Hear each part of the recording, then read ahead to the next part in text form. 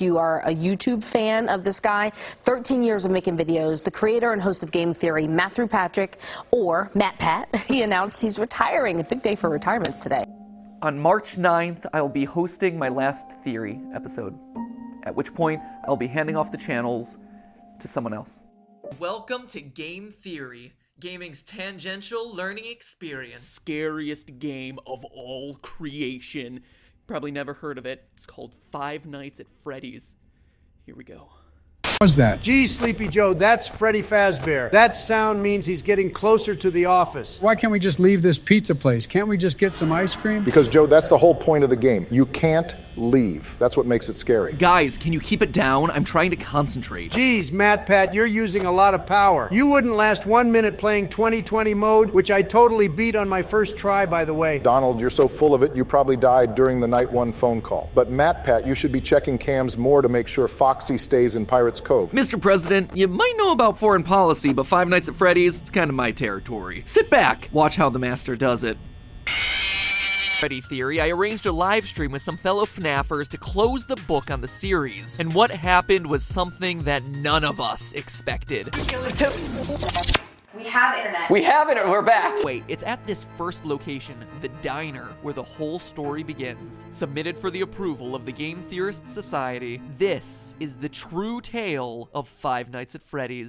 Hello, Internet. Welcome to Game Theory, applying science to video games since April 18th of 2011. Recently, however, a new gaming scientist has come onto the scene. The good folks over at Vsauce 3 recently took a gander at a game series I covered in episode 5. It's a great video, except for one thing. It's wrong. Listen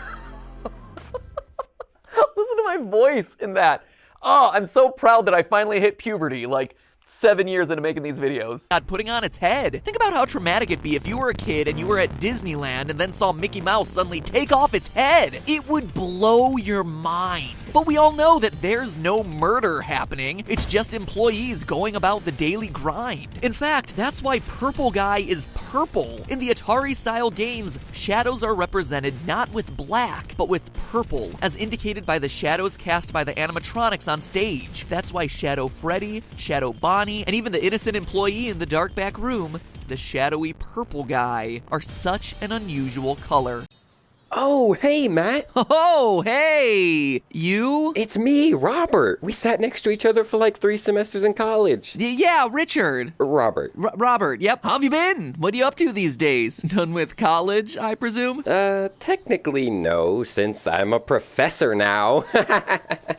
Teacher humor. Anyway, what are you up to? Well, my life definitely took an unexpected turn. I'm actually a professional YouTuber now. Oh God, don't tell me you're setting couches on fire in your backyard. No, those people are the worst. No, I have a show where I actually talk about video games. Well, someone got lucky. So what do you do all day? It's about what you'd expect. Play video games, make fun of video games, read 29-page papers about binomial distributions in a series of Minecraft speedruns. Oh, wait, really? Ha! No, I'm just kidding. Only part of the paper deals with binomial distribution. The other sections describe modular arithmetic and the properties of linear congruence.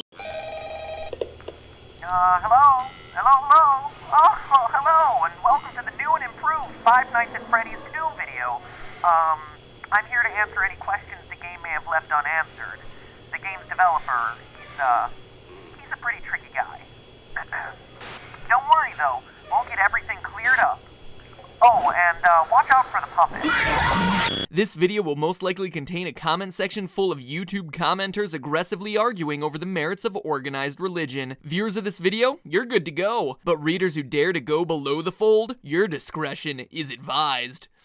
Eden. Now, you wouldn't be alone if your first impulse is to think Garden of, as in the perfect place God created for Adam and Eve before Eve's original sin. So how's that relate to rebirth? Well, watch the cutscene when you unlock the character. Isaac falls into the chest, it shuts, shakes, and stops. Then a heavenly glow erupts from the box with Eden rising out. Now you can imagine where I'm going with this. As tragic as it is, Isaac dies in the chest. He gets locked in, struggles, and dies.